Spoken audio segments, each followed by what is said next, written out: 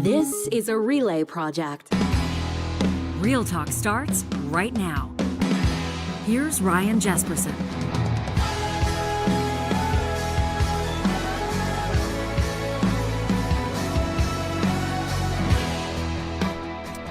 Well, Mark Carney's minority government lives to see another day. Welcome to this episode of Real Talk, a post-confidence vote, a post-budget vote edition. Max Fawcett will be joining us, lead columnist from Canada's National Observer.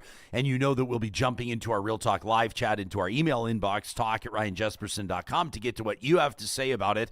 A couple of notable abstentions on those votes, some pretty significant no votes against. We'll dig into that in particular with Canada's NDP, at least 5 of them. Elizabeth May in a position of power as the lone Green Party member of Parliament. And then, of course, this government with some breathing room now to implement, what it has said it will do in this budget and give Canadians, I suppose, the luxury of a little bit of time to see if any of this actually works, to kickstart the economy, to get those meaningful nation-building projects rolling. 170 to 168, a tight vote, about as tight as it gets. And it came down to the wire with this government that, as you know, of course, does not hold a majority in that 343-seat House of Commons. And there have been some storylines that have developed, including that one floor crossing, a stop on a second, or an alleged second, with MP Matt Jenner, who did abstain from this vote, which is an interesting storyline. This budget, Real Talkers, was pitched by the Prime Minister, by Mark Carney, as a defense against mounting external risks. Trade pressure from the United States paramount in that, and includes a sizable deficit increase. You'll hear from NDP leader Don Davies in this episode referencing Stephen Harper's past budgets, comparing Mark Carney to the former Conservative Prime Minister, and we'll dig into that. Pierre Poilievre has called this Mark Carney's credit card budget, and there was no doubt how the opposition leader would vote on this.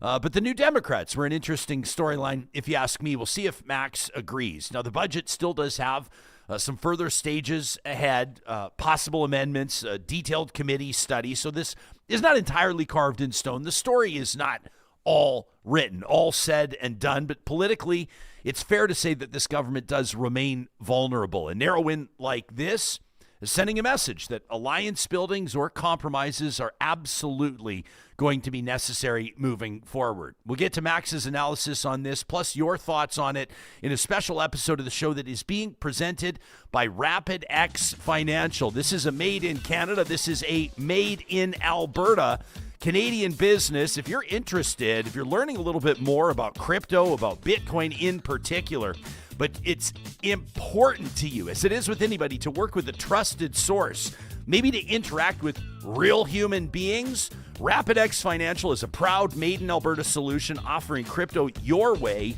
through 3 easy channels, over 100 ATMs across the country, an online portal at rapidxfinancial.com with Interact e-transfer, and an over-the-counter desk. For those of you who'd like a little extra help with RapidX, you get real people ready to assist you with no hidden fees and absolutely no chat bots. You're dealing with people. So whether you're starting from 0 sats or growing your Bitcoin journey, RapidX makes it fast, easy, and secure. And right now, first-time users have an exclusive opportunity to take 50% off with the coupon code RYAN50 in that online portal. That's Ryan50, all one word. Now, don't wait. This limited time offer, your chance to start crypto your way. Visit rapidxfinancial.com. Use Ryan50 at checkout. Act now and get off that 0 sats position today. Max Fawcett in just a moment, lead columnist with Canada's National Observer. He's actually also got a fresh piece out right now. It's just dropped at nationalobserver.com. Alberta's pipeline math still doesn't add up. So we'll get Max's take on that, plus a developing story in our home province of Alberta is being reported exclusively by Carrie Tait. You can read that at theglobeandmail.com as Alberta plans to allow doctors to deliver both public and private services. You'll remember when elected by party members as the leader of the United Conservative Party, thus, of course, making her premier immediately. Danielle Smith promised to fix healthcare on a tightened timeline. Now, that promised timeline has come and gone, but you know that this is one of the challenges that's facing this provincial government and governments across the country, but in particular Alberta, where a population explosion has placed unprecedented pressure on the healthcare system, including surgical delays and huge issues with Albertans that are trying to find a family doctor, that are trying to get that process started, let alone everything that comes along with it, referrals and the like. So this government trying to navigate that landscape. Of course, recruiting doctors has been a big challenge, and right now leaning on doctors and providing opportunity to doctors on the business front. You have to wonder if perhaps that's an effort to maybe ramp up recruitment for physicians that would be willing to or that are keen on moving to Alberta. More on that in just a moment. To kick off our post-budget coverage, we thought it would be valuable to hear what the two most prominent parliamentarians were saying back and forth just before this budget went down. That was Pierre Poilievre, of course, who's been very critical of the budget for obvious reasons. He wants to be prime minister himself. He no doubt wanted to see this confidence vote fail. He wanted to see Canadians go back to the polls in the second election in a year. And, of course, Mark Carney, who was making the plea not just to Canadians, but to MPs in the House of Commons outside the Liberal caucus to vote yes. Here's how that exchange went just hours before the vote. Investing in Canada, he's dodging his taxes by putting his money outside of Canada, while the Canadian people cannot afford to eat, heat, or house themselves. Inflation is now nearly twice the target when it comes to the measurement of food, rising 40% faster in this country than south of the border. We have 100% more people lined up at food banks than in 2019 as the Prime Minister continues to raise taxes on farmers and on food packaging. So once again, the Prime Minister thinks he can put his budget on a limitless credit card. Does he really expect Canadians are going to buy groceries the same way? Yeah. The Right Honourable Prime Minister. Mr. Speaker, again this month, just as it was last month, just as it has been every month when I've been Prime Minister, Canadian wages have grown faster than the rate of inflation. Canadians are getting ahead. We are creating jobs despite the attack on this economy by the Americans, despite by the obstruction of the opposition. This is an opportunity to build our country. The vote is today. Stand up and be counted. The Honourable Leader of the Opposition. All right, so there was the initial back and forth in the House of Commons, the vote to follow, the end result, 170-168. Watching it all unfold, I'm sure, is the lead columnist for Canada's National Observer, a great friend of this show, joining us in our feature interview presented by Mercedes-Benz Edmonton West, Max Fawcett. It's nice to see your face. Welcome back. You as well. Good morning. Yeah, it doesn't appear as though this perhaps was as smooth as the Liberals would have hoped. I think that there were a lot of people speculating that they may have rolled into this budget vote with a majority. There were some fishing expedition that was happening ahead of time. But did this play out as close as you were expecting? It's fair to call it a nail biter.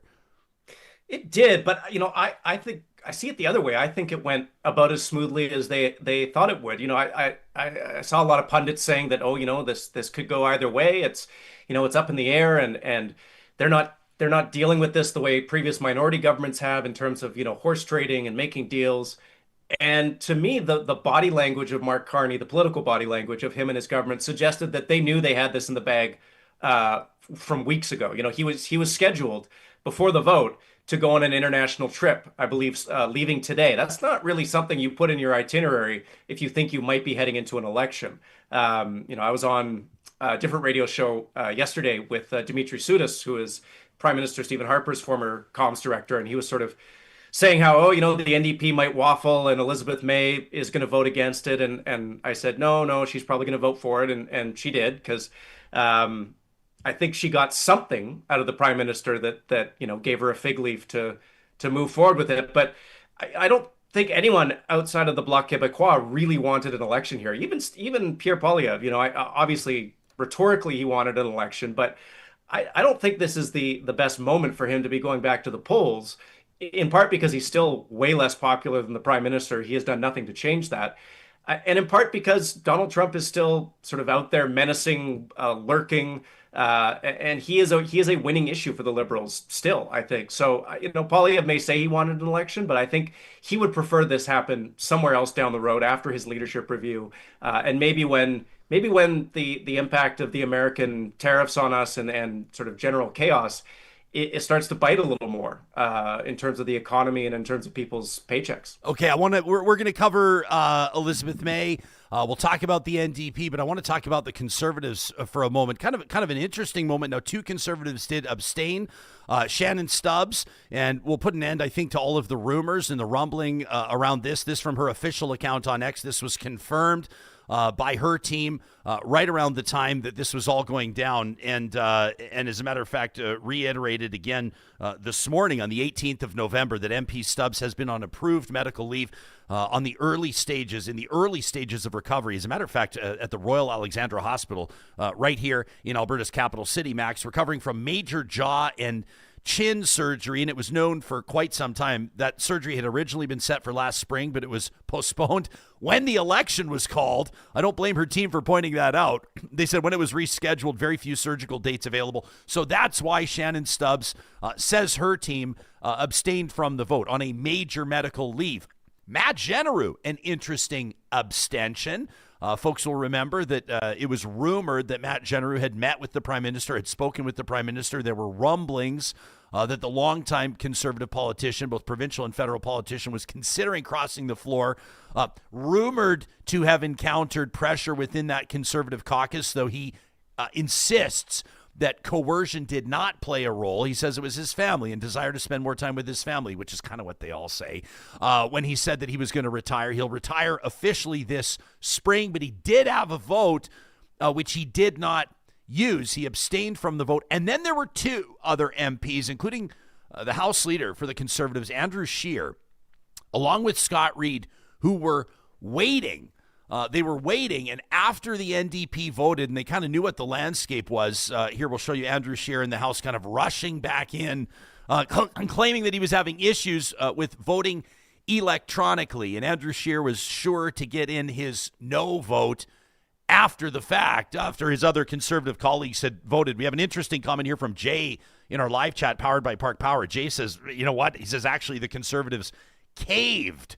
He says the voting by the app move, by Scheer, Andrew Scheer's move, says Jay, was a backup plan to ensure the budget passed. He says this is definitely the most heroic cowardice you'll ever see. Do you sense a conspiracy there? Do you think that Andrew Scheer and Scott Reid were waiting to see what the scoreboard looked like before they rushed in and cast their votes electronically? Where's your head at with that? Yeah, I do. I think they had a backup plan to make sure this went the way they wanted it to, which was the budget passing. They'll never admit that, they'll never cop to that, but that does seem to be what was happening there. As to Mrs. Stubbs and her explanation, her staff's explanation, I mean, tremendously on brand to be petulant, to blame the Liberals for not being able to vote. Unfortunately, they have these apps that allow them to vote from anywhere, including convalescing in a hospital bed. So, I'm not sure I completely buy that, but all of this speaks to the fact that the Conservatives wanted to look like they were opposing this while ensuring that it had enough votes to actually pass, because they did not want to go into an election over Christmas against this prime minister with their leader, with his levels of popularity or lack thereof right now. So, it's fun stuff for people who kind of love the sport of parliamentary politics and the inside baseball that happens. For most Canadians, none of this will register, I don't think. Do you read anything into the Genereux abstention? It seemed to me to be the most obvious outcome. I didn't expect that he would vote yes to the budget, but not voting no says something, doesn't it? Yeah, I guess that was part of what they negotiated with him, as a means of letting him leave quietly, I suppose. I still think he intended to cross, and something bad happened that made him change his mind. But part of that, I think, was, I'm not going to bring the government down over a budget that I probably support in my heart of hearts. And they allowed him to abstain from it as a sort of middle ground measure. So, we're going to be doing this all over again in not too much time. But these sorts of theatrics will be long forgotten by then.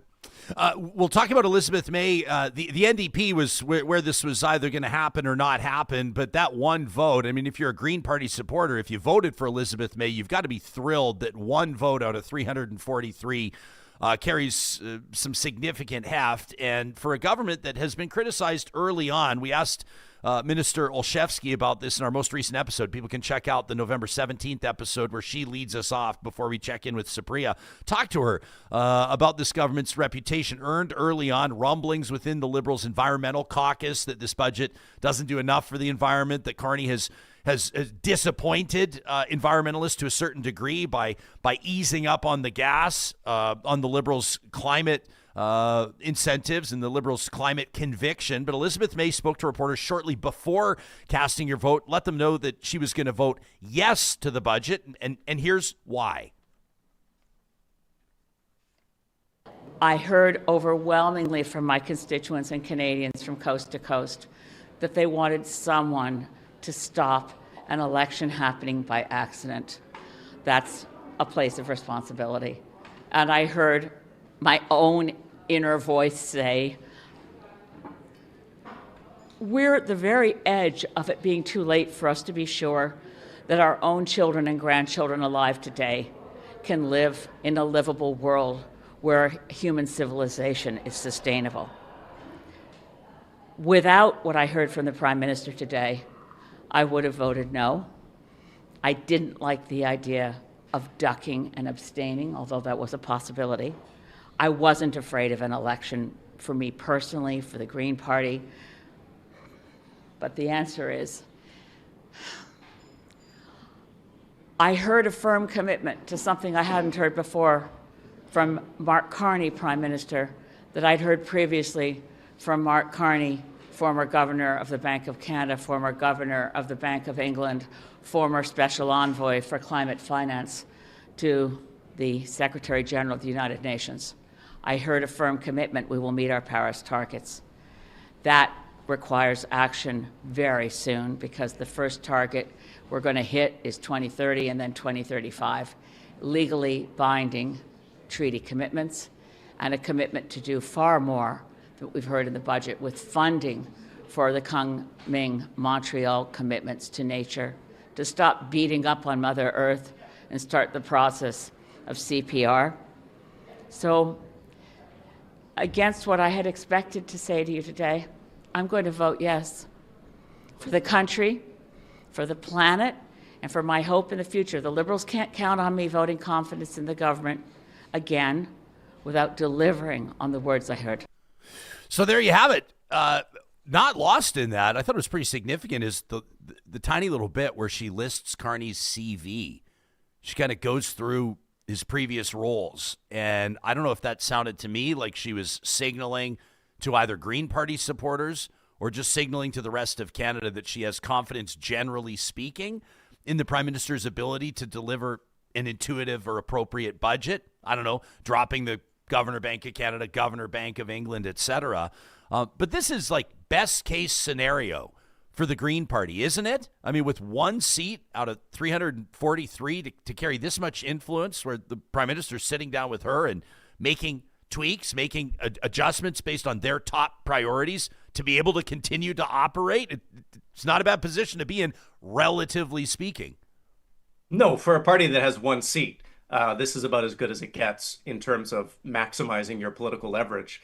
I'd love to know what Carney said specifically in terms of policies or regulatory changes that he's going to make to Elizabeth May, because if it's just rhetoric, then maybe he's a better politician than people thought, because I think it's clear from the data that we're not going to meet our Paris targets, certainly not in 2030. And I don't see anything in the policies that he's laid out that would accelerate our path to getting there. I don't fault him for that. Politics is the art of the possible. And he is, from a climate perspective, facing a nearly impossible situation right now with the Trump administration, with its sort of overt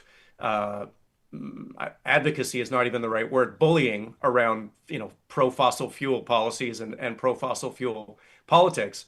Carney is really trying to thread a needle here, and I think he is being pretty successful in terms of focusing on the policies that actually matter, i.e. the industrial carbon price, and not the ones that don't, i.e. the emissions cap.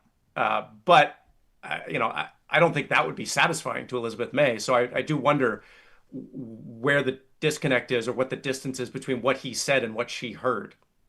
So she says that basically they can't count on my continued support of this, in my assessment, my paraphrase of what she says, this is not perpetual support. This is not ongoing support. This is not guaranteed support moving forward.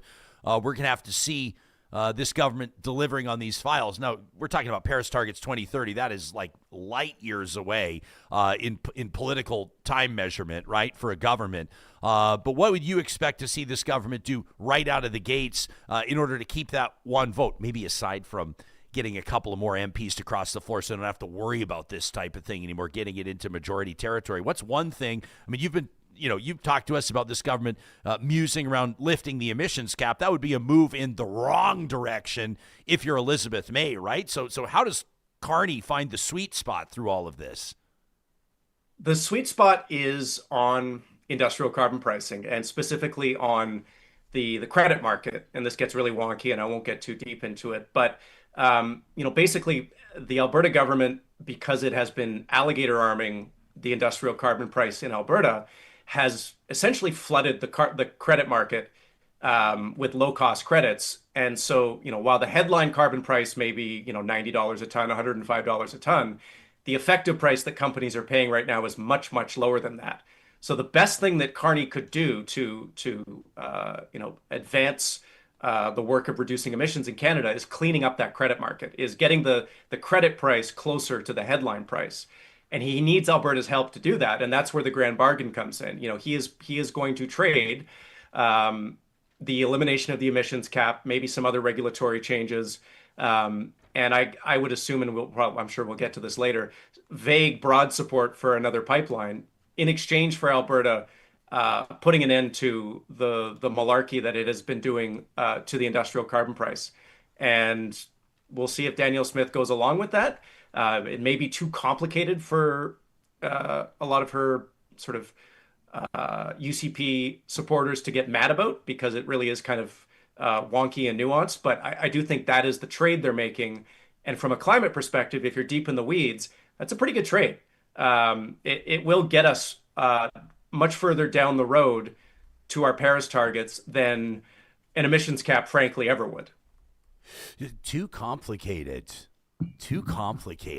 Yeah, I do want to talk to you about that because, of course, the Grey Cup had been circled on a lot of Canadians' calendar, not just because it brings us the best in Canadian sports culture, Max, and not just because it brings us the best in the league's 112-year history with the Riders squaring off against the Alouettes. But that's when a lot of people, in particular in Western Canada, were hoping to see a joint announcement between the feds and the province of Alberta. You've written about that, and we'll get to that in just a moment. If you're just joining our live stream presented by California Closets, Max Fawcett joining us, lead columnist from Canada's National Observer. I want to get to what the NDP was saying on this, and they were doing interviews, Max, after the vote went down. A lot of people were wondering, will they all abstain? Will they all vote no?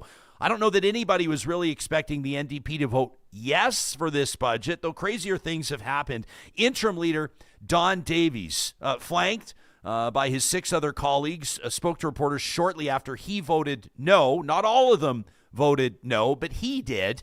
He explained why. Here's the NDP interim leader. We have record unemployment, particularly among young people. We have a housing shortage and a cost of living crisis in communities across the country. Our cherished public healthcare system needs to be expanded, not cut. We need better childcare. Since the budget was presented almost 2 weeks ago, we have taken the time to listen to our constituents and to meet with stakeholders. It is clear from those conversations that this is a budget that does not address the real needs facing Canadians. It fails to meet the moment, deliver transformational change, or address the urgent needs facing Canadians. While there are elements of the budget which reflect our concerns, on the whole, this is a conservative budget. From reducing healthcare funding to provinces, to making deeper cuts to services than Stephen Harper's budgets did, including to programs that are helping Canada's most marginalized communities, to reversing action on the climate crisis, this budget fails to deliver the policies our country needs. It particularly fails Indigenous people. But through these discussions, it became equally clear that Canadians do not want an election right now. The consequences of defeating this budget would not be to improve it or to help Canadians. It would be to plunge the country into an election only months after the last one, and while we still face an existential threat from the Trump administration. On that basis, we engaged in conversations with the government about improvements that could strengthen the budget and earn our support. At this time, the Liberals have not been willing to make those changes. And so, we have decided to put the interests of our country first, to vote against the budget, but to help prevent an election. Okay. So that's some interesting comms, right? Like, we didn't get what we wanted, so we can't support the budget, but Canadians don't want an election, so we're still voting no, but only because we know that the budget's going to pass. It's a little bit of, it's mental gymnastics is what it is. Don Davies saying that the NDP basically didn't get what they were asking for here. Is that because the Liberals didn't need to give it to them? Is it that simple? Yeah, I mean, I think the picture there says more than 1,000 words. The entirety of the federal NDP caucus can fit inside a small little square, behind the leader. This is not a party with any meaningful political power right now, and in as much as they want to pretend that they were going to wield their ability to bring the government down, they know, and of course, crucially, everyone else knows, that they have no money right now. They are still deep in a financial hole from the last election because they did so poorly. And they're in the midst of a leadership race. They are in no position to contest an election. The NDP right now, it's sort of playing poker with its cards facing the rest of the table, and its cards are an offsuit 2-7. Nobody is going to be too troubled by any bluffing gestures being made by that person at the table. So, they tried to make the best of an unwinnable hand, and they will live to play on another hand with their small little pile of chips. Okay, so those were no votes, 5 of them from the NDP, 2 of them abstained, which, you can explain to us maybe the nuance between voting no versus abstaining. It does change the math on what the Liberals needed to get this passed, but Gord Johns, the MP out of Courtenay, Alberta, out of British Columbia, abstained from the vote. So he didn't vote no, along with the majority of his NDP colleagues who voted no. He abstained, and he explained why, and actually got pretty passionate about it. His media availability, I don't know if you caught the whole thing, Max, but it was actually pretty entertaining. The guy was like, I don't know, man, he had fire in his belly, which I appreciate from politicians. But here's a portion of what Gord Johns had to say after abstaining. Okay. Well, first of all, we made it clear last week, the week before last when the House was sitting, that we were going to go back to our ridings and listen to our constituents. I talked to every single mayor, 9 mayors in my riding, 3 regional district chairs, 17 elected chief councillors. All of them were unanimous, and they didn't want the government to fall. So I did consultation. Unlike the Conservative MP on Vancouver Island who was on CBC radio just on Friday night saying that we shouldn't have an election, that nobody wanted an election, that he heard from his constituents all week. They didn't want an election, that there should be an election next fall. What did he do? He voted for an election. So I'm sorry, we're being the adult in the room listening to our constituents who said right now is not the time to have an election. In the face of Donald Trump, that we need to stand united. We're going to fight. We're going to fight tomorrow for the things that we put on the table that we're not going to bargain in public about. And we're going to fight until we get more for Canadians. That is what Canadians expect of us, and that's what we're going to do. So that was Gord Johns explaining why he abstained from the vote alongside his New Democrat colleague out of Nunavut, Laurie Idlout. Thoughts on the difference between voting no versus abstaining, and is there any insight to be gleaned into what this says about those 7 NDP members, or am I seeking too deeply for meaning at this point? One thing that stands out to me is it's a shame that he's not in the leadership race, because he seems to have the energy that would be needed in this moment. I think he seems to be a very sort of striking and charismatic figure. I mean, look. Hey, hang on a second before you go further. Sorry to interrupt. Did you happen? It was like when reporters were scrumming after this vote went down. I don't know if you saw, but when you talk about the leadership, one of the sort of the biggest takeaways I had from yesterday, reporter, I wish I knew who it was, wish I could credit them, says, basically to the NDP and the interim leader, Don Davies, is at the mic at the time. And the reporter says, without a leader, what's your party going to do? Or what's the plan with you guys don't have a leader? And he, like his body language, like he bristled and he goes, well, I'm the leader. And then someone goes, there's another journalist goes, well, yeah, interim leader. And he goes, Arr! And then Heather McPherson in the back goes, well, he's our leader. And I was kind of like, oh, wow. Like I read more into that 5 seconds than I did the entirety of what they had to say. It's not something that he appreciated, but the point stands. They're perceived to be leaderless. That interim tag, it does something to the credibility of somebody that's speaking, intending to be from a position of power and influence. Yeah. Yeah. I mean, he's sort of like one of the remaining generals, in a force that has been otherwise massively defeated in a battle. The fact that he's still alive doesn't mean that he was, voted for or championed by his peers. So he has less standing, he has less clout. And once they have a leadership race to determine who their leader is, is duly elected by their members, that person will have a little more standing. Now, will they have a ton of standing? I mean, they need more seats for that, right? That sort of gets back to the square one issue here, which is, the NDs are in a very dangerous place where our federal system is looking increasingly polarized between liberals and conservatives. That is not a good situation in a first past the post system for the third party. And so, they needed to ensure that they didn't sleepwalk themselves into an election where they went from 5 seats or whatever it is down to 2 or 1 or 0. Living to fight another day is, I think, the only goal they have right now. We're talking to Max Fawcett in our feature interview presented by Mercedes-Benz Edmonton West. Max, the lead columnist at Canada's National Observer. Max, hang tight. I want to get to your piece on Danielle Smith's pipeline math. Plus, I want to ask you about developments when it comes to Alberta Health Services and doctors. It's a story that's just dropped by Carrie Tait at the Globe and Mail, so we've had but a minute to review it. This is an exclusive from Carrie, but I want to give you the first impression that you have on this. For those that are listening on the podcast, Max's face is saying to me, which story are you talking about, Jespo? And it's a story that literally just dropped. What we'll do is we will read it together live on the show. And I just want your first impression on it. I'll give you mine. I haven't even read the full story yet. It's literally just out as our live stream has commenced here, presented by California Closets. Max Fawcett, our guest on this special episode of the show. Johnny Infamous and I had a very special delivery yesterday from our friends at Friesen Brothers, in particular from the Mother Dough Bread Company. How did you feel about those sandwiches that made their way to the Real Talk studio yesterday? Pretty darn good, Ryan. Right?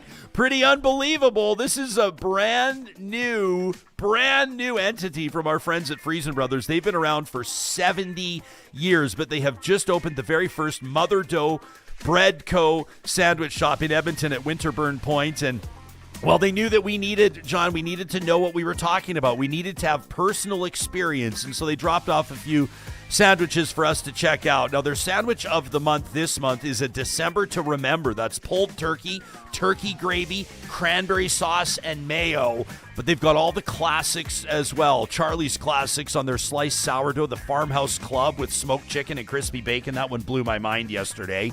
The Chef's Ham and Gouda with that Italian ham, Gouda, grainy mustard, arugula, and then those hot peppers that kind of caught my attention. Fantastic sandwich. And then the classic BLT. They've also got sandwiches on fresh-baked focaccia bread, including that pesto chicken caprese. You can also grab loaves to go, too. And don't forget hot sandwiches like the slow-cooked barbecue pork or the Sunday beef pot roast. You can visit the Mother Dough Bread Co. sandwich shop, now open in Edmonton at Winterburn Point, or check out motherdoughbreadco.com. For those of you thinking of going solar, getting panels up on your roof, you're probably going, or maybe going at this point in the season, yeah, well, I guess we missed this one. Snow is soon to fall. I guess we'll revisit it in the spring. No. You know, there's a common misconception that solar doesn't produce much power in the winter, but the truth might surprise you. Even with shorter days, your solar system will still be generating energy. In fact, cold temperatures actually help solar panels perform more efficiently. Kubi Renewable Energy reminding you that net billing in Alberta and self-generation in BC allows homeowners to bank excess power generated during sunny summer months and use those credits to offset energy use in the winter. That means that your system's working year-round to reduce electricity costs. You'll enjoy energy savings no matter the season. If you're curious to know how solar performs in Canada's colder months, you can check out Kubi's new blog post, Solar Panels in Winter, to learn more. And you can always get a free solar quote on their website, kubi.ca. That's KUBY.ca. The Edmonton Chamber of Commerce always advocating for and connecting business owners and entrepreneurs in the Metro Edmonton region, and that includes their Coffee with the Chamber events. Mark your calendar for this Friday. That's November 21st at the Edmonton Chamber's Coffee with the Chamber, hosted by Morgard at the Rice Howard Place Tenant Lounge. This edition also featuring the Man Van. I love that they're doing this. This is a mobile health clinic that's been put together by Prostate Cancer Canada, promoting wellness in the business community. This event is open to members and future chamber members alike. Drop in, connect, start your Friday night. Tickets are just $10. You can get details, register today, and learn more about the benefits of Edmonton Chamber of Commerce membership by visiting edmontonchamber.com. And if you are a business owner, if you are someone who has built or is building a successful business, and you're asking those big financial questions, in particular how you're paying yourself, like whether it should be dividends or salary, whether you should put savings into a TFSA, an RSP, or leave your investment inside your corporation, North Road Investment Council is helping successful entrepreneurs answer these questions every single day. If your business is earning more than $200,000 annually, if you're over the age of 40, an option that deserves a serious look is the individual pension plan, that IPP, a powerful retirement strategy that can provide higher tax-deferred savings over RSPs, along with some other valuable features, but it's not for everybody. North Road Investment Council's put together a clear language white paper on the benefits and challenges of an IPP. It'll help you learn if it's right for you. You can connect with Marshall, Carrie, and the team. Request that info on the IPP by visiting them. I'm showing you on the website right now. The website, northroadic.com. You'll find it, just scroll to the bottom. That's North Road Investment Council at northroadic.com. Oh my gosh, how about this from Christine in our super chat on YouTube? $25. Christine says, Jesper, you're making me hungry. She says, Max is a fabulous guest. Happy Tuesday to you, the crew, and all the listeners. That from Christine. Unbelievable stuff. Christine's buying you 5 cold ones, Max. There you go for your next visit in studio to the historic Mercer Warehouse in downtown Edmonton. We're going to have to get your butt up to the capital city sometime soon. We will. And now it's going to be a messy visit, apparently. Yeah, well, you know, the team at Friesen Brothers make sure that we're always well fed, and thanks to Christine for that. NationalObserver.com is where people can subscribe just like we do and read your new piece, your new opinion piece. It's just out. Again, NationalObserver.com. Alberta's pipeline math still doesn't add up. Take us into this story. Sure. So, you know, we're hearing these conversations about, you know, the grand bargain between Mark Carney and Danielle Smith, and it is assumed and it is treated as sort of fact by, you know, the more conservative side of the equation that the only thing standing in the way of a new oil pipeline to Tidewater is the cursed federal government and their dastardly climate policies. And if they, you know, only just clear those out of the way, they'll build a 1 million barrel per day pipeline and everything will be tickety-boo. And what I did is went into the numbers, you know, the actual data, looking at projections for supply growth, looking at projections for demand growth, looking at projections for additional pipeline capacity, and basically discovered that there is no case for an additional 1 million barrel per day pipeline. So, first on the capacity side, Enbridge and Trans Mountain are both pursuing upgrades of their existing lines. So Trans Mountain going to the west, Enbridge going east and south, that will add 1 million barrels per day of capacity, incremental to what we have now. That's a lot. In terms of Alberta's production growth, so the IEA just put out every year it puts out a scenario for global energy markets.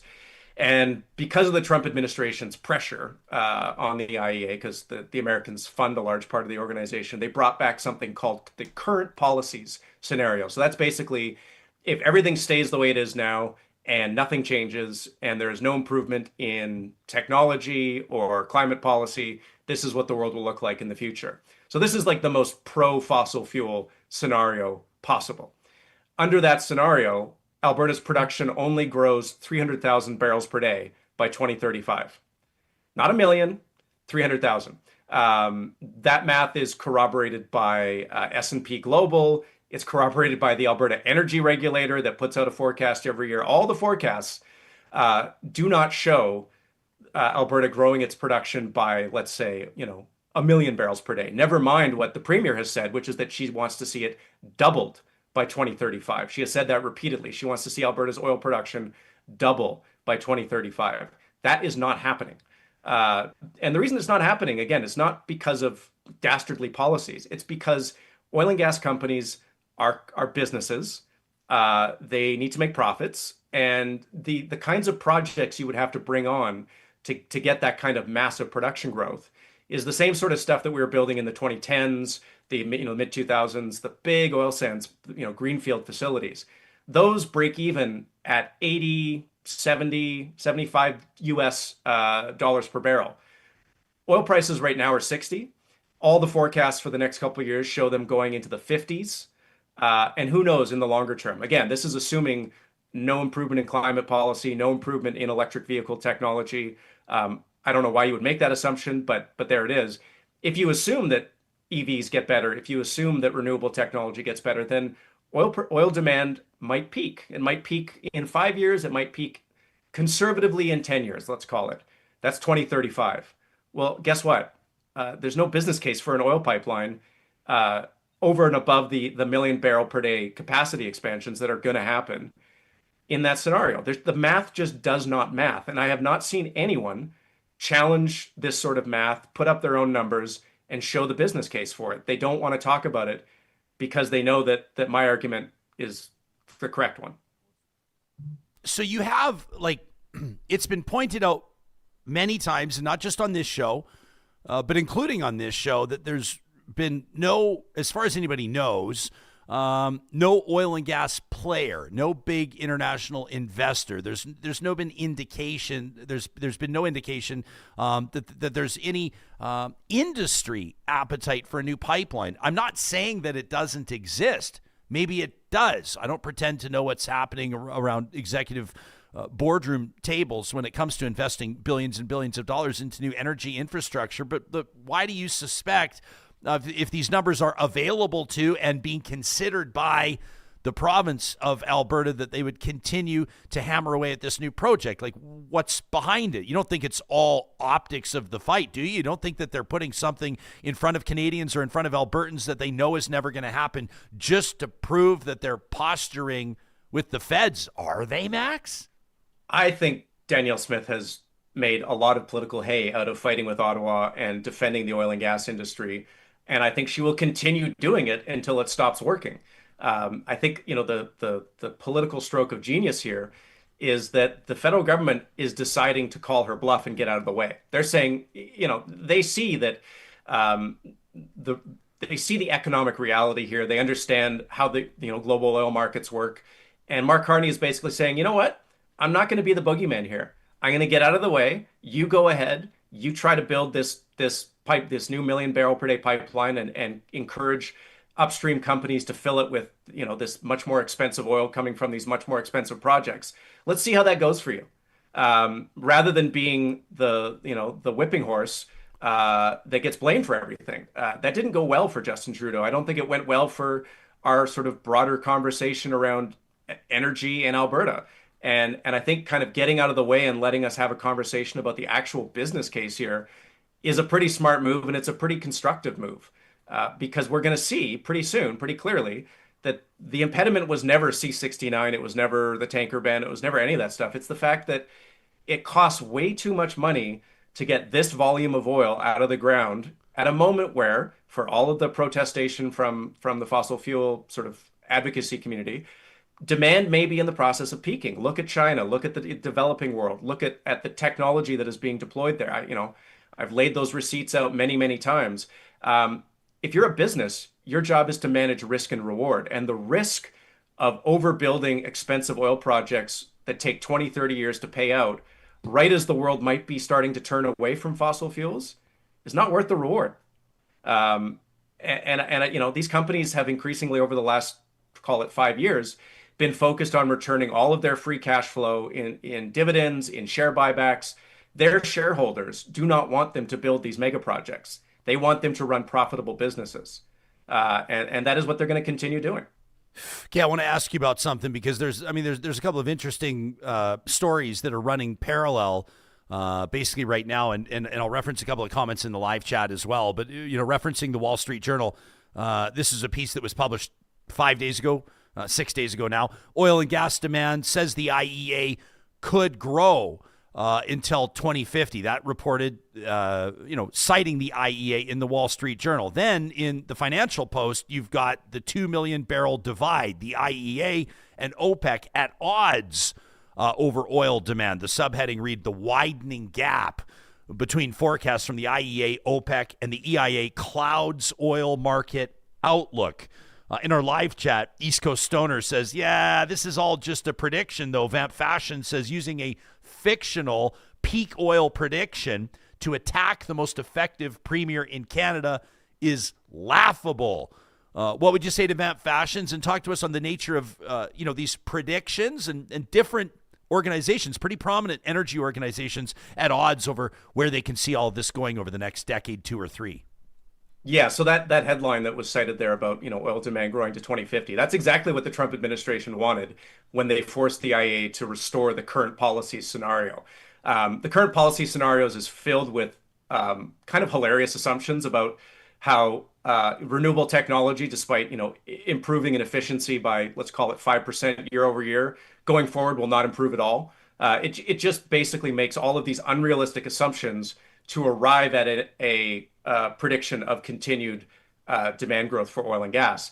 It has other scenarios in their outlook. They have their current policies, which is basically policies that are on the books, and then it has the net zero scenario. Both of those, and I think the net zero is unrealistic at this point, but both of those show a massive decrease in demand for oil. It is not just the IEA, it is major American banks that have shown this. British Petroleum has put out forecasts recently that show demand rolling over. If you are placing your hope in a forecast created by OPEC, best of luck to you, but I would encourage you to consider the source. OPEC has a clear and pretty obvious bias towards promoting the continued and perpetual use of fossil fuels. It would be like taking a forecast from, I don't know, a soap company on long-term demand for soap. Of course, they're going to want to see the arrow going up and to the right. The preponderance of evidence on this, when you gather all the forecasts from all the banks, all the agencies, is on the side of demand for oil rolling over within, call it 5 to 10 years. The question for Alberta is not how do we deny that reality? It is what do we do about it? And introducing facts into a conversation about that is not attacking a premier. If you feel like facts are attacking you, I would gently suggest that the problem is with you, not the facts. Be honest. Did you look off camera for the first commodity that you could find, and there happened to be soap just off camera when you were talking about this? I hope that there's demand for soap moving forward, or this is going to be gnarly for all of us. But yeah, I think OPEC, isn't it the Organization for Petroleum Exporting Countries? I'm pretty sure that's what it stands for. Explorer Hollis in our live chat, powered by Park Power, says, yes, Max. Hollis says, I work oil. I want more oil. I want the last well in the world drilled right here, but why invest billions into a pipeline that could run dry by lack of demand in my children's lifetime? That from Explorer Hollis. Interesting point from Gilles as well, who says oil and gas companies laying off thousands of employees.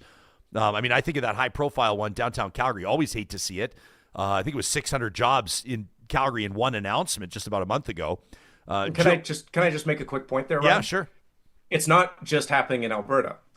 Massive layoffs are happening right now in Texas, in the United States oil and gas industry, which, has the backing of Donald Trump, has all the policies in place that, fossil fuel boosters want to see. And yet it is laying off lots of workers because the oil and gas industry is a mature, one could argue, sunsetting industry, and it doesn't need as many people to do the job when they can replace them with technology. And so, anyone who argues that, massively increasing Alberta's oil production is a good way to create jobs is living in the past. They're thinking like it's the oil industry of 10 or 15 years ago. And that industry doesn't exist anymore. It doesn't exist here. It doesn't exist in Texas. It doesn't exist in Saudi Arabia. This is an increasingly tech-reliant, not labor-intensive operation. And if you're relying on that for your job creation, for your economic growth, you are setting yourself up to be very, very disappointed. Yeah, Gilles said, laying off thousands of employees, he says, is another sign that there's very little interest in major expansions. Vamp followed up. Feel free, Max, when we're reading these live chat things, feel free as you do just to jump in if there's one you want to comment on. We want to make sure that the audience has a voice in this. Vamp follows up and says, oil demand directly related to price. Oil's now below $60 a barrel. Cheap oil increases demand. If you want peak oil, you get the price up to $250, $300 a barrel. Of course, then supply increases. Ruth is wondering. Ruth says, I got a question. Will Premier Smith be able to dance around the big hole in no private sector players willing to see it at value and in their bottom line to do so? Maybe chaos is a fast-stepping political dance. I wanted to reference, again, your story because you make a point here. This may be an obvious one. Again, people can read your piece, Max, at nationalobserver.com. We encourage folks to support independent fact-check journalism that you find at the National Observer. You talk about the comprehensive package that the Premier, Alberta's Premier Danielle Smith, is negotiating with Ottawa. You say, but even if the federal government lifts the emissions cap, waives the tanker ban, and makes significant amendments to the Impact Assessment Act, it still won't clear the biggest hurdle standing in the way of Smith's pipe dreams, as you call them, and that's math. And you go on to lay it out from there. There's two storylines here. Number one, where we started about a half an hour ago talking about Elizabeth May and talking about where she intends to hold the government to account and the environmental action or the environmental accountability that she wants to see. Running parallel to that, though, however, you've got the list of major projects, these nation-building projects that'll run through the major projects office down in Calgary. 6 or 7 of them announced by, I think 7, announced by the Prime Minister just a short time ago, like several days ago, that do include, or at least some indications that some of these policies, some of the oversights will be relaxed, that some of the hurdles will be kicked down. So it's kind of an interesting position right now. You can't just say, I think it's fair to say under Prime Minister Trudeau, you'd say, well, they'd have to waive the tanker ban. You go, well, that's just not happening. That'll never happen. We're going to be talking to Arno Kopecky next week, who actually paddled through that channel where the tanker ban is most relevant and applicable. And he's going to take us through. He's going to show us video of his paddling through there. It's going to be a great interview next week. I'm looking forward to that. But again, there's no easy decision here for the Carney government, right? No, there isn't, especially when you look at the electoral map and understand the number of seats they have in BC versus Alberta and the fact that it's, I think, a multiple of 10. He can't appear to be rolling over to the oil and gas industry. And I think Albertans, and Arno will be able to speak to this far more eloquently than I can, but Albertans consistently, and have for as long as I've lived here, underestimate the extent to which British Columbians care about that coast and are willing to fight for it. They consistently misunderstand the difference in the way Indigenous communities there see LNG versus oil. And it feels to me like, folks in Danielle Smith's orbit are making the exact same mistake that the ones in Stephen Harper's made with Northern Gateway more than a decade ago. But, it is a tricky thread for Carney, or a tricky needle for Carney to try to thread, in the sense that if he looks like he's, if he waves the tanker ban, that's not going to go well for him. And I don't know how he is going to find a way around that or through that. I don't think that it's impossible. I think there are things you could do, provisions you can put in place that would give people greater confidence around it. I suggested in a previous column one way that Danielle Smith could deal with this, rather than just threatening people in BC or rattling her saber at them, she could offer to indemnify the entire province of BC, everyone along the route, for any spill-related damage. So she could say, the government of Alberta will cover the cost of spill cleanup and remediation upfront. We will not, litigate it through the courts. We will simply cut checks and fund all of the cleanup if there is ever a spill, in the confidence that there won't be a spill, because we believe that these companies operate safely and effectively. She, of course, has not done that. Do you think Albertans want that? Do Albertans want to be underwriting something like that? Well, do they believe in the safety of the industry? I mean, this is the argument that folks have always made, that pipelines don't spill, that the concerns there are overblown. If she's not willing to put our money where I suppose our mouths are, then maybe people aren't really dealing their cards off the top of the deck with that. Maybe there are concerns about spill risk. I don't know, man. Live chat. Can I just? Yeah, you can say Can whatever. I just want to put a pin in what Vamp Fashion said, because it's kind of sticking in my head. On brand that they are stuck in the past with this idea that, well, if price goes down, then people will just use more oil. And yes, that certainly used to be the case. That dynamic is breaking down because people have options now. They have these things called electric vehicles. They are not going to trade their electric vehicles in simply because the price of gas is 20 cents cheaper. I don't know. The whole point of the arguments being made now about the renewable transition is it is a technology story. It is a technology story where the new technology is better. It is more desired, not because it is better for the environment, but because it is more fun. It is more enjoyable. It is a better piece of machinery. And that is what's going to drive the adoption throughout the developing world, throughout the, North America. It is not so much a question of gas prices. And so the idea that, well, oil dips down to $50 a barrel, that's the end of the energy transition. That's old thinking. It's stuck in the past. What's the, do you remember the last, do you drive an internal combustion? Do you drive a gas job? Hybrid. Yeah, I'm trying to think. I was driving past a gas station, not a Costco, by the way. I'm used to seeing 15 cars deep lined up at Costco gas. But there was another station I drove by a short time ago, and I couldn't figure out. There was like 15 cars lined up. I was like, what the hell? And I looked, and I saw, and they had gas for $1.11. And I went, wow, $1.11 a liter, pretty good. I'm assuming for 87 octane. And I was thinking, so then it prompted me to check and kind of keep an eye out. And I was noticing that prices at the pump, again, will timestamp this episode because it's dynamic pricing, obviously. But it was between like $1.25 and $1.35. I know that our friends that are right now watching or listening from the West Coast would probably tell us they're usually, it seems, 40, 50, 60 cents higher, depending on where they're filling up. West Van, North Van, a little bit higher than that. But I feel like I don't disagree with you that the technology to a certain degree is more impressive with EVs. People talk about the performance. People talk about the fact that they can trickle charge it, or whatever you refer to it, charge it overnight, and it costs them, what, $7, $8 in electricity to fill the tank, so to speak, to get it back up to 100% charge. It's hard to argue against that. But then you have the objections on range and efficiency in winter and things like that. And I do feel like I'm not going to disagree with you that lower gasoline prices or lower consumer prices, because that's what really hits people, right? At the end of the day, it's like, what's it costing your household to operate?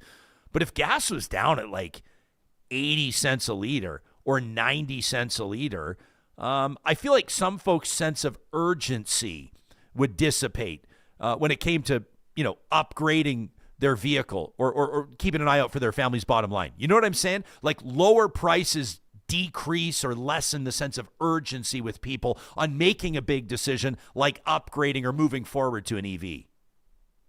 I hear you. I just think that the mindset of the average EV buyer right now is not in that space anymore. It is far less about saving, avoiding gasoline costs, and it is far more about unlocking technological features and freedom, frankly, that you don't have with a gasoline powered vehicle. If you have an EV, you don't have to go to gas stations.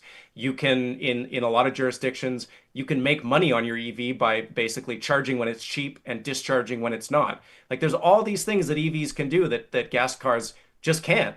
And they're knocking all the range concerns down, model by model, year by year. And so this sort of, late 2000s view that the elasticity of demand for oil is purely a function of price just doesn't hold anymore. In our live chat here, powered by Park Power, Whitream says the best forecast for anything, the forecasters for anything, is the insurance sector. And the insurance sector currently has no confidence in oil demand and prices. Kenzie says, of course, oil and gas workers are being laid off. They're not being allowed to develop right now. Heidi says it would be so embarrassing if we miss our chance to future-proof our economy. How about this one from Wise Kyle, who's coming for you, Max? Says CNRL is doubling its production. Suncor is expanding its oil sands production. Says we're seeing a restart in production. Here it says new SAGD facilities are being built, but Max has his sleeping mask on. You want to offer a rebuttal to Wise Kyle, who's in our live chat? Sure. I mean, all of those company-specific forecasts are accounted for by the Alberta Energy Regulator. If you have issues with their math, take it up with them. But again, CNRL produces a lot of gas. Gas demand is probably going to be more durable than oil demand. But the numbers are what the numbers are, and you can pick your cherries and try to make an argument out of specific data points. What you have to look at is the entire field of data, and the truth there is, Alberta is not going to double its oil production by 2035 unless absent prices going and staying at $150 a barrel. And then that has the knock-on effect of encouraging people to look for alternatives. I think at those prices, before Vamp Fashions accuses me of contradicting myself, I think at those prices, if gas was $3 a liter or $2 a liter, yeah, people would start looking at EVs for affordability in addition to all the other technological reasons. Immediately. Yeah, it doesn't, I don't think it works quite the same way in the other direction. But you can point to specific companies having specific forecasts. What you have to look at is the entire sector. And the entire sector's projected growth is not anything close to doubling. And it has nothing to do with federal regulations. It has nothing to do with pipeline access. It has to do with the economics of adding that production, that incremental production. Cliff says it's hard to argue that the tax revenue employment rate increase isn't attractive to a government expected to run massive deficits. How do they expect to fund everything without these major projects, which is a fair point. I may be putting you on the spot, but if anybody would know, it's you, Max. Alberta Girl says she'd love for me to ask you about the Coastal GasLink pipeline. Says apparently 65% owned by AIMCO. I've not fact-checked that. And says and is yet to be filled with gas. Do you have any insights on that Coastal GasLink pipeline? We've been hearing a lot about it recently. I don't think that's true because I think it's feeding LNG Canada. So I'm fairly sure that it is filled and providing molecules for LNG Canada. But I have no problem with that investment. People who know me know I've never opposed an LNG project in my life. What I have done is pointed out that the economics of LNG are not as good as some people would like people to believe, and do not support the sort of forecasts for, again, doubling LNG production in Canada by 2050. There is a window, there is an opportunity for us, and I'm glad we're taking it. But it is not nearly as big as some folks would like to believe. Okay, this is just ChatGPT, so take it for what it's worth. So I've been burned on ChatGPT before for sure. TC Energy, the original developer of Coastal GasLink, owns 35% of the project. In December of 2019, TC Energy sold 65% of its stake, retaining the original 35%, selling 65% to a KKR, which is a U.S. private equity firm, and AIMCO, the Alberta Investment Management Corporation, on behalf of certain clients. And there is also an option for First Nations along the route to own up to a 10% equity stake. Pipeline mechanically completed as of November 2023. Natural gas introduced in December 2023. And in November of 2024, so about a year ago, Coastal GasLink declared the pipeline commercially in service, meaning that it is operating under regular conditions. So, yeah, we'll see. I mean, that's ChatGPT. Take it for what it's worth, but I appreciate the question from Alberta Girl. Hey, by the way, a gentle correction from Johnny. I appreciate it. Arno Kopecky is actually joining us tomorrow to discuss his book, which will be great, and I'm looking forward to that. The Oil Man and the Sea. Nice play on words there. Navigating the Northern Gateway. So Real Talkers can expect Arno Kopecky to join us on the 19th of November. That's our next episode. Before we thank you for your time, Max, and we always appreciate you joining us on the show, I do want to ask you about this. We're blindsiding you with it on purpose because I'm blindsided too. We'll just learn the details together here on the fly. Our friend Carrie Tait with this exclusive. People can read it at theglobeandmail.com. Alberta plans to allow doctors to deliver both public and private services, which is kind of interesting. This is a confidential draft legislation that has been obtained by the Globe and Mail, demonstrating Alberta intends to allow physicians working in the public system to simultaneously offer services in a parallel private market. This would transform the Alberta Healthcare Insurance Act, establishing a model, reports Carrie, for medicine unlike in any other country. No other Canadian province allows doctors to offer care under both systems, public and private, at the same time. This is marked as Draft 11, which was dated November 5th, so call it 2 weeks ago, containing notes from bureaucrats that need to be resolved before amendments are ready for the Assembly floor. So let's call it a work in progress. The Globe and Mail approaching a spokesperson for Alberta's Minister of Primary and Preventative Health Services, who offered no comment about the draft amendments, but did state that, quote, under no circumstances will any Albertan ever have to pay out of pocket to see their family doctor or to get medical treatment that they need. So this draft amendment, reported by the Globe and Mail, would create three categories of physicians.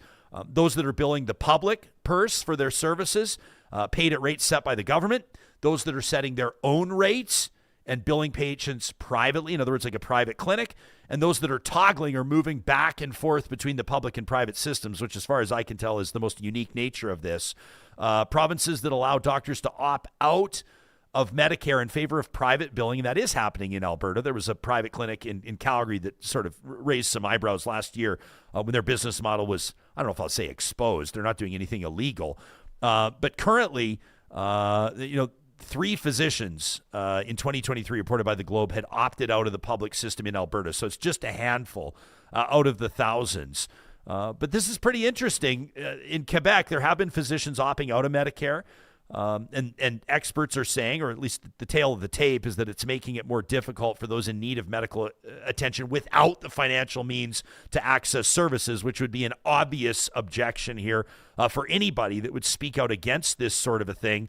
But Alberta's proposed hybrid system would give doctors who want to test private waters the opportunity to do so without risking their entire income, because continued access to the public system will guarantee them work, as much work as they want. You ask any family physician, if you open up a clinic, you'll be full right away. That's not a good thing.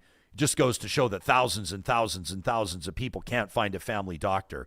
But this would be described as a flexibly participating physician who could decide on a case-by-case basis whether to provide a service under a private or a public model. My initial thought is that it would probably benefit Alberta in recruiting physicians that would see a business case here, that would see an opportunity here, which could address a shortage in family doctors. I can obviously assume that groups like Friends of Medicare and others, plus significant pressure from the public, would speak out against this sort of thing. You and I both hearing about this on the fly, on the record. Your first thoughts? Well, I would love to see like a round table of doctors talking about this, because I feel like they will know where the opportunities and the risks are in this better than lay people like us will. My instinct here is I think we should be open to experimentation in the healthcare system. I think we've gotten high on our own supply in terms of looking at the Americans, looking at their sort of very private insurance-oriented healthcare system and saying, well, we're better than them. They're terrible. We're great. And then you look at the data and yeah, they're terrible, but we're not good either compared to a lot of European countries, Scandinavian countries that have hybrid systems. And we can do a lot better on healthcare than just being better than the Americans. Aspiring to be better than the worst system is something we should aim for. And so I've always been open to the province and the premier's mindset here that the status quo is not working. And you know this by looking at other provinces, provinces with progressive premiers, provinces with conservative premiers. They are all dealing with this issue. Doesn't matter what their politics are, the healthcare system is a mess. And it's going to get messier as we go forward. Public continues to age, continues to put more pressure on the healthcare system. And then that takes resources, because we only have so many tax dollars we can spend. That takes resources out of things like education, takes resources out of, other, call it more socially, I don't want to get myself in trouble here, but just the idea, I would rather see us invest an incremental dollar of public spending in education than healthcare, all things being equal. So I'm open to the idea of trying to have a little bit of private activity here. I do not trust this government to do it in a way that actually benefits the public.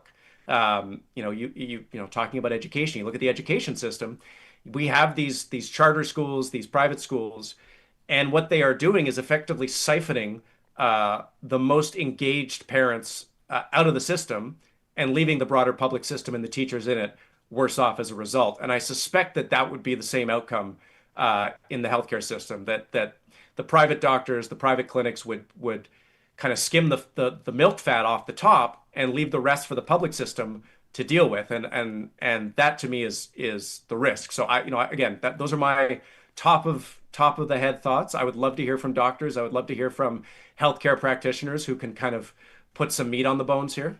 Yeah, same way. And I appreciate you taking it. Like, there's not a lot of guests actually that really appreciate being completely blindsided by a breaking news story and then asked to comment on it, putting their own credibility at risk. So I appreciate you taking that. I would venture in, I like a challenge, and I'd like to put together a roundtable. I would venture a guess that there's not a lot of physicians that would be willing to go on a talk show and advocate for a private system. It would be tough to find, but I like a challenge.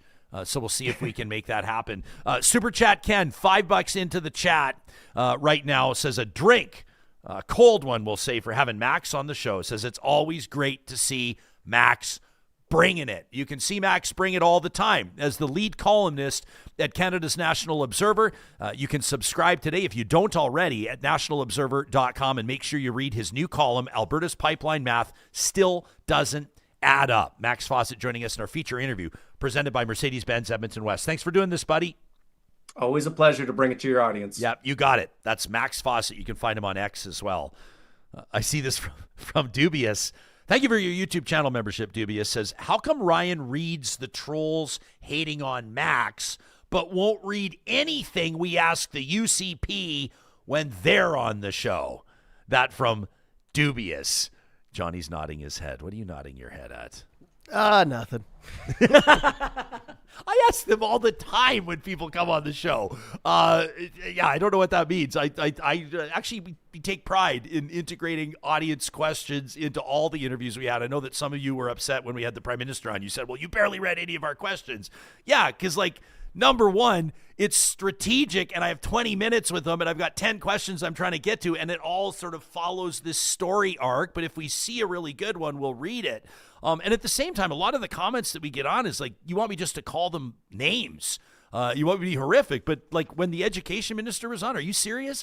Dimitrios Nicolaitis, almost every single question that I asked him was like, Larry says this, Carol says that, John says this. It was a stack of emails from teachers in particular and parents. And I think that we framed, if you go back and watch the interview yourself, if you watch it again, in particular, the one that exploded, we had one with Nicolaitis that really went off. I think if not every question, every second question is brought to us and presented by an audience member. So I don't know. I appreciate being held accountable, but with respect, Dubious, I do not accept your criticism in this regard. But we always invite your emails to talk@ryanjespersen.com, and we appreciate it. I mean, is there a talk show in Alberta? Is there a talk show in Canada that integrates more from the live chat into the editorial content of the show? I don't know. Nia says, listen, guys, EVs don't make sense for rural communities where your commute could be like 60 to 80 kilometers in minus 40 and there's no charging infrastructure. Nia says rural folks are already paying high power costs. Appreciated the question about Coastal GasLink pipeline. Others of you are indicating, do we want to call it healthy cynicism around what we're hearing here on the healthcare story as well? Shout out to Carrie Tait for breaking that story. That one is just out. I'm glad we had a chance to fit it into the show today and touch on it. That's something, obviously, that we'll pay closer attention to in days to come as we learn more about this. Gizmo says it's, to be honest, it takes like a few years to get a doctor in Canada. Christine says there's selective hearing. Says you're featuring audience questions with every single guest. Kenzie says, no need to explain, Ryan. You do well in most interviews. I blow it in some interviews. Definitely. Some of you probably don't have the best days at your job. When I don't have the best day at my job, it's on display for thousands. But I've talked about, I've shared where I think I've dropped the ball before. I think I dropped the ball in a funny way in the Nick Leadus interview. Actually, while we're talking about it, I shared this on the show before, so I won't get into it again. But that part when he was talking to us and we were talking about class size caps, I went through this before. I won't bore you. And then he goes, well, I was up last night looking at how Saskatchewan does it and then this, that, and the other. And I jumped in and I said, well, Saskatchewan, what kind of a comparable is Saskatchewan? And the rest of you were like, last night? You looked at it last night. So I focused on the Saskatchewan part. You guys focused on the last night part. If I could do over there, I'd probably take a do over there. JJ says hosts and moderators, typically have their own list of questions to get through. Says that's common. That's not just a Jespo thing. Says go do the research, go back through the interview, prove that he's not asking questions to all. I know that some of you think that I'm kinder to liberals than I am to conservatives. Everybody's got their own bias. That's fine, guys. I think you'll find that this talk show is not maybe as combative as some people would want. You want me like Alex Jones style, banging the table, calling people lunatics and losers, and it's just really not how we operate. Linda says, as a public patient in a private practice setting, I saw that paying patients were given every public paid service that no doctor in the public system would order. It says, and you wonder why costs are up. Lorraine says, doctors, teachers, nurses, who the hell wants to come work in Alberta right now? Says this province is a mess. Yet, Lorraine, at the same time, we're seeing like record population growth. If you look at it, wrap your mind around that. I don't want to take a big shit all over Alberta all the time. We live in Alberta on purpose. We live in Alberta by choice. Like, we love Alberta. I'm proud to be from Alberta. There is, I believe, an Alberta advantage in many contexts. We've talked about this a lot. But there are combative relationships that exist that I think are, make it unique in Alberta as opposed to other provinces. BC, Ontario has had their own wars, with nurses as an example. Or you can find conflicts between teachers and provincial governments in past across Canada. It's easy. Just look for when those contract negotiations have been. Just do a basic Google search. But in Alberta, it just feels a little bit more stressful now, doesn't it? It feels like that relationship's a little more heated between the government and public sector unions in particular. Yet at the same time, you've got relatively affordable housing, like families or young families or maybe retirees can afford to come to Alberta and have a backyard, have a single detached home if that's what your dream entails. You can buy a condo in downtown Calgary for like $400,000. You can buy one in downtown Edmonton for $300,000 that you can't get in Vancouver or Toronto or Montreal. There are some advantages here, which I think is why people continue to come here. There is still work here, which is why I think people continue to come here. But if you want to look to certain industries like Lorraine laid out, like in healthcare or education, I have to believe that it's a tougher sell now than it has been. You wonder if maybe what Tait's reporting here on that what did they call it? Kind of that flexible approach. These politicians, flexibly participating doctors. A flexibly participating doctor, if that might appeal to a graduate, for example, of medical school that's choosing, maybe where they're going to work in Canada. They could work anywhere. Any province is going to want to hire them, right? Super Chat Ken says, hold the phone, Jespo. Population growth was record growth, but it's no longer the case. Migration has dropped substantially in the last 2 quarters. He says people can check out the Alberta Economic Dashboard. Sure, but we're also talking to, those outside of politics.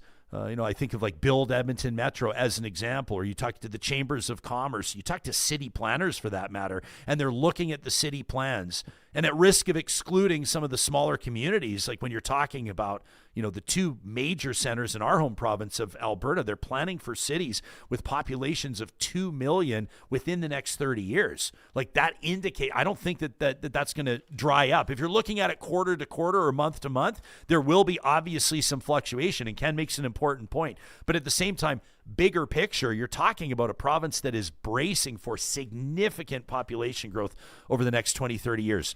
That includes healthcare resources and a demand on them. And that's why we are so proud to be working with the Royal Alexandra Hospital Foundation, in particular every Tuesday, as we celebrate 125 years at the Royal Alex.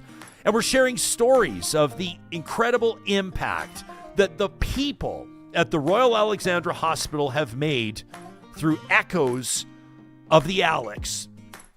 This week's story, when you're expecting a baby, of course, you picture joy and excitement and, yeah, sure, a little chaos, but rarely 62 days in a hospital room fighting to keep your babies safe. But that was Adele's reality. At just 24 weeks pregnant with identical twins, Adele was admitted to the Antepartum unit at the Lois Hole Hospital for Women. Her girls were mono twins, which means they were sharing one amniotic sac, and their umbilical cords were already tangled. So Adele knew that she was going to be away from her husband and her 16-month-old son for weeks or maybe even months. She was bracing for the hardest time of her life. Every day focused on one goal: keeping those babies in utero as long as possible. So she was monitored 3 times a day. Every morning met with her doctor, and they would set tiny milestones like 28 weeks and then 32 weeks. And she was facing contractions, medication, fear, long stretches of bed rest. But through it all, Adele found something beautiful: a village. There was Tatiana, the lunch lady, who would bring more than just food. She would bring joy. Barbara, Adele's psychologist, who helped her process the fear and the loneliness. And the nurses who checked in not just on her vitals, but checked on the state of her heart. Adele decorated her room. She brought nail and eyelash kits from home. She was FaceTiming her son for hours at a time, himself just a young toddler powering through the roller coaster of emotions that only moms in high-risk pregnancies can truly understand. And then at 32 weeks and 3 days, why did I just get chills reading this? Adele delivered her beautiful twins, Andy and Blair.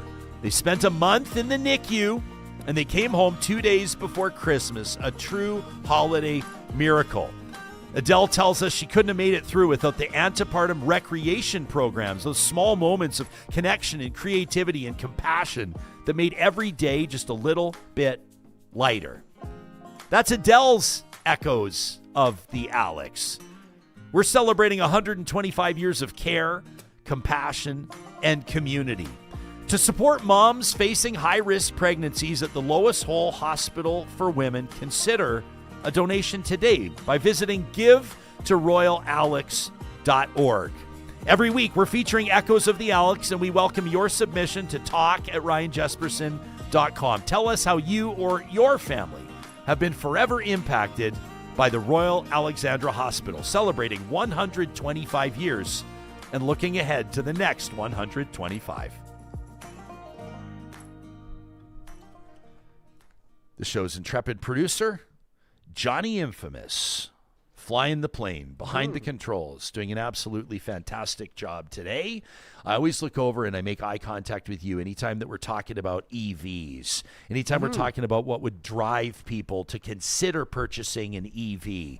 And I want us to move past the basic conversations on some of the basic objections, because I think that they're becoming more mainstream. You see more and more of them. But the fuel price conversation that popped up today with Max, I think, was an interesting one. You too? Isn't it obvious, though, right? Like, to me, it's like if gas is $1.45 a liter, you're going to be more inclined to make a move toward your next EV, your next vehicle that could Which be it an always EV, is. as opposed to like 85 cents a liter. I think But if all of a sudden it's cheaper for gas people, is they're not going to move. I was just laughing when you guys were talking. Gas is never going to be 80 cents a liter. Well, it was anymore. $1.11 the other day. Come on. I hope our friend Andrew Walker is listening, because if you're a betting man, Ryan, it's never going to be 80 cents a liter again.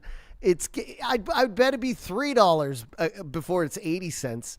And I don't think someone who owns an EV would be like, oh, I got to trade it in and go back to gas now. I was just laughing. No one would do that. Well, that's what you were insinuating. No, I'm insinuating that if gas prices drop or remain lower, that someone that's right now feeling the pinch, like people that are talking to us, I shared the story of my brother yesterday, his house insurance nearly doubled year over year. People that are like, the grocery prices are up, the utility prices are up, and then they see that gas prices are up, they're going to be making moves.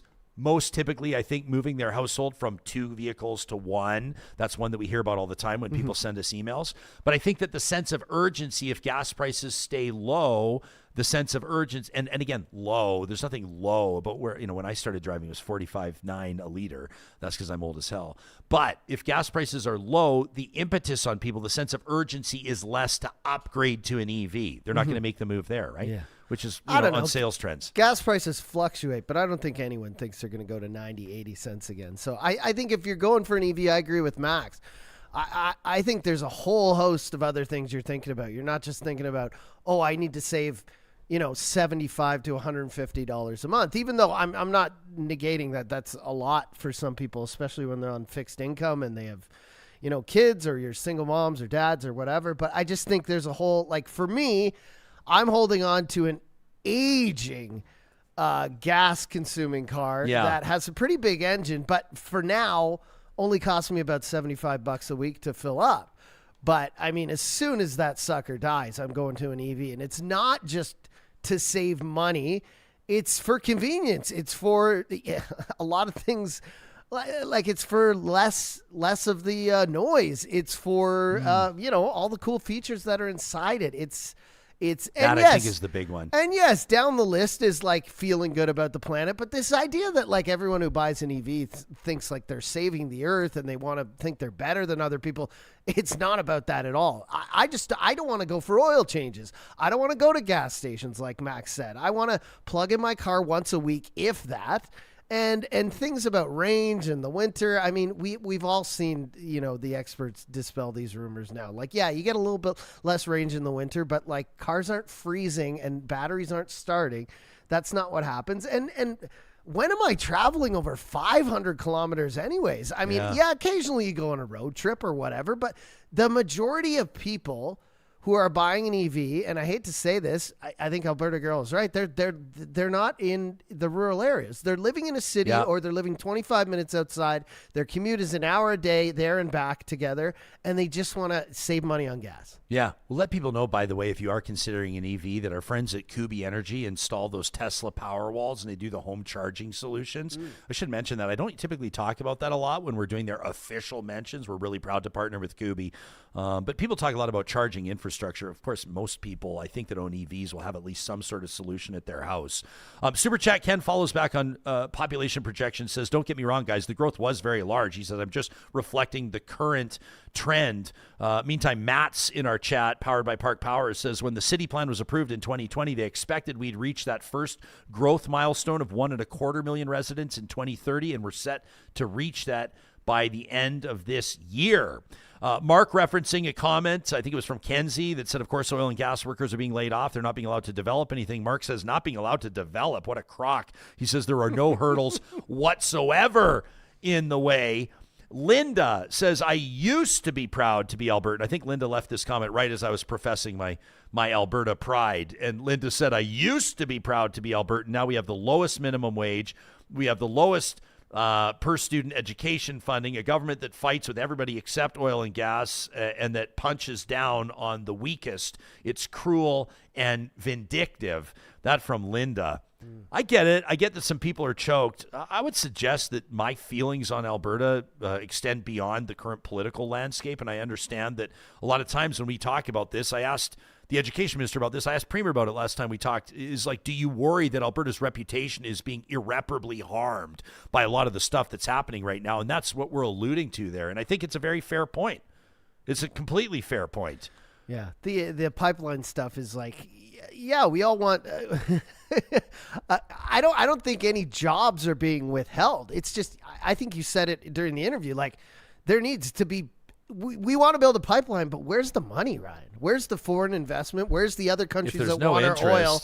Where are the companies that want to build it? I mean, I just looked up the numbers while you guys were talking. TMX never has been at full usage capacity.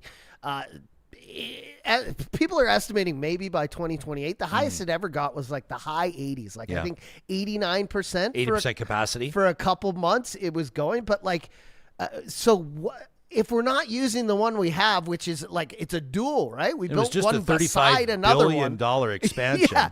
And then you want to build another one that's going to take, I mean, that's the other thing. Like a pipeline just doesn't pop up in a few months. It's going to take time to build. And I just don't see, like you said, I don't see a bunch of money from companies here or foreign ones for that matter being like, I want to invest in this. Yeah, absolutely. Odds and Sods, great handle. Odds and Sods says, as an EV owner, I'll say I'm not sure that EV trucks are ready for prime time for things like heavy towing, for sure. And says, and I'm not coughing up for a Lightning for dump runs. Fair enough as well. Yeah, I think like there's always going to be, I'm not like involved in heavy towing. I do have friends with junk removal businesses and guys that haul the big flat decks, and they tell me that like they don't even drive gas jobs. They're like, there's always going to be a role for diesel. They got their big diesel 1-ton dualies. You guys can let me know, those of you that are more in the know than I am on that one. We always say this, and I mean it. It's not a line. It's the truth. Like the show's knowledge or depth of understanding is bolstered by your participation with the show and your emails to talk@ryanjespersen.com. So we encourage you to pass those along. And I love these ones as well. Just in the echoes of the Alex, Nia says, a shout out to the Royal Alex Heart Unit. They saved my boyfriend. Nia, send us an email. Send us some photos to talk@ryanjespersen.com. We want to be able to share more of your stories. Just a fantastic legacy there. 125 years. Wild to think about. Also, going back to, I love Max's comment that, like, I'm looking at it too. Like, oil production is just getting way more techier, and that's why less people are getting jobs, because a lot like of automation. Automation is just taking over a big part of oil production in general. Like, somebody just made a comment in here. I don't know. It's gone now. It moves so fast today, especially when we start. Yeah. Which is a great problem to have. Oh yeah. But, like, how many more jobs could we get, you know, referring to our friends at Kubi, like installing solar panels or, you know, like that's where I think more jobs would come in energy, would be from expanding what Alberta already does. Yeah. I mean, we kill it at oil and gas. Let's be at the forefront of wind and solar and all the other things as well. We got all this open land, all this, man, I don't have to tell anyone out there how windy it gets all year round, in the summer, in the winter, whatever. I mean, you say, okay, we don't have a lot of sunshine, you know, in the winter or whatever, but you were just talking about how capacity is stored. I just think we could be an energy superpower, and people always equate that to oil. We could do all the other things 100%. and have all the jobs in all the areas. What was Calgary's sign? One of our Southern Alberta audience members helped me out on this. Calgary, I've poked fun at my hometown of Calgary because while Edmonton had City of Champions on its sign and let it sit there for like 40 years until they pried them off. By the way, shout out to new Edmonton City Councilor Reed Clark, who has an original City of Champions sign in his office at City Hall. I love that. But Calgary has kind of rebranded itself like year after year after year, or at least on, let's say on 5-year cycles. Right now, I think is it Blue Sky City or something like that? But Calgary for quite some time said, feel the energy. And I thought that it was an intuitive brand there because focusing on energy, like it wasn't like oil and gas, it was feel the energy. And Calgary and Alberta and Canada can remain an energy power if it makes the right moves. I thought that Heidi had a great comment earlier in the show today where she says it will be so embarrassing if we have not, at the end of the day, future-proofed our economy. Let's not also forget, Alberta is a global leader in AI. Alberta is a global leader in agricultural technology. Alberta is a global leader in surgical processes. Like there's a ton of other areas where Albertans are innovating. This is an opportunity for me to shamelessly plug our Play Alberta presented feature every Thursday, Alberta Wins, which are stories of Albertans making huge impacts on the national and international stage. You can check out playalberta.ca, by the way, for more on Play Alberta. Please play responsibly. JJ says, I have an EV, but I also have an older gas job. Says the EV I use for my day-to-day, the other I use on occasion for longer trips if I'm going to drive like 200 kilometers or more. JJ says, and I live in a rural area. Ken K says, I just changed over from gas-powered yard equipment to electric this year, and I love it. I've had to wrestle with that. I joked about this the other day on the show and talking about like making the move to, we made a move to lithium battery-powered leaf blowers in our yard, and trimmers will probably be next.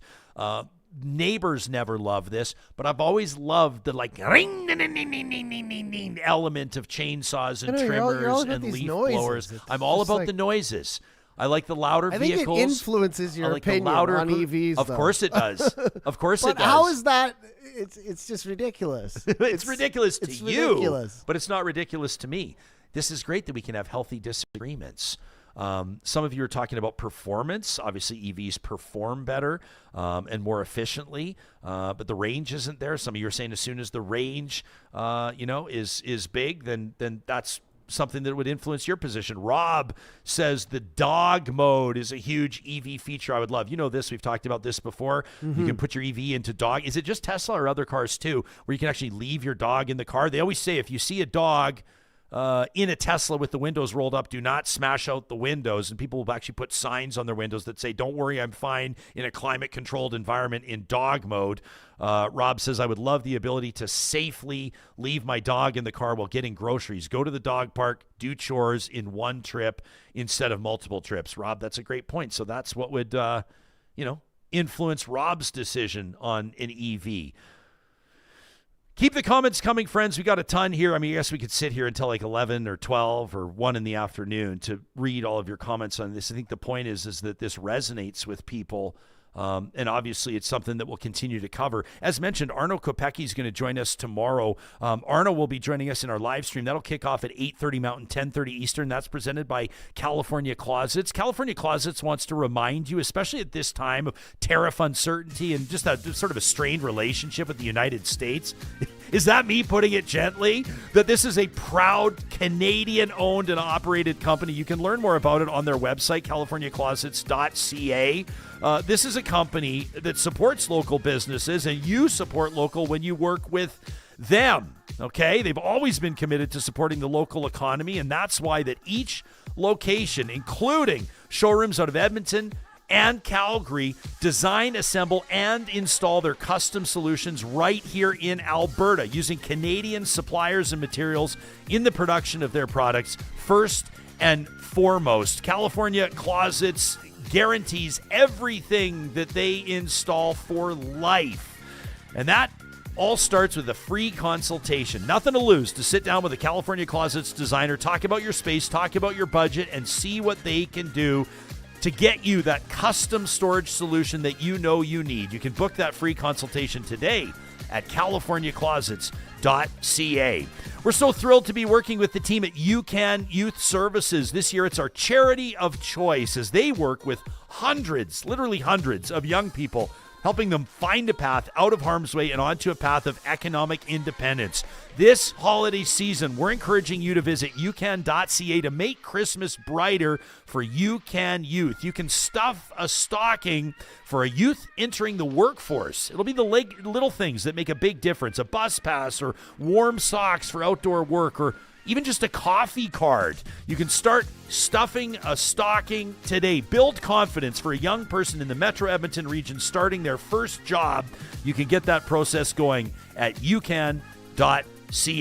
And as mentioned, Play Alberta sees Albertans winning every single day, tens or even hundreds of thousands of dollars, and there's great incentives for real talkers that visit playalberta.ca or download the Play Alberta app. With casino winners every hour, jackpots worth millions, and I want to focus on this, revenue that stays in the province. There's never been a better time to sign up. Right now, Real Talkers can score a $50 casino bonus when you make a minimum $50 deposit using the promo code Ryan50. That's Ryan50 for a $50 casino bonus. Start playing today. You must be 18 or over to play, and if you do gamble, please do use your game sense. Next episode of Real Talk, we're going to check in with author Arno Kopecky. You know, there's a lot of talk about new pipelines, and we want to make sure that we're hitting this from every angle. So you're going to hear from champions in the energy industry. You're going to hear from environmental action groups, and we want to hear from journalists that are doing the work. That's exactly what Arno has done, actually paddling his way through some of these pipeline routes. When we're talking about tanker bans, Arno has paddled through it. He's going to show us the video, and he's going to talk to us about his new book, The Oil Man and the Sea. In the meantime, we encourage you to send us your thoughts. Talk@RyanJespersen.com is the best place to reach us. You can always leave a comment on our YouTube episodes as well, or hit us up when you follow us on our socials, @RealTalkRJ on X. You'll find us on Instagram. You'll find us on TikTok. You'll find me on LinkedIn and Facebook as well. We do our best to respond to everything we get, and we thank you for sharing this episode with someone with whom you think it'll resonate. We'll talk again soon.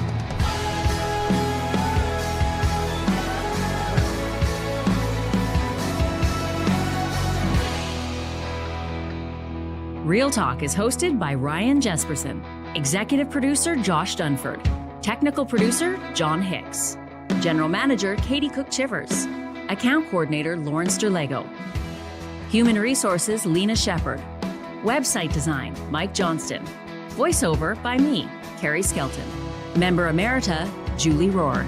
Real Talk is recorded in Edmonton, Alberta on Treaty 6 territory, the traditional and ancestral territory of the Cree, Dene, Blackfoot, Saulteaux, and Nakota Sioux, home to the Métis settlements and the Métis Nation of Alberta. Real Talk is a relay project. For more, check out RyanJespersen.com.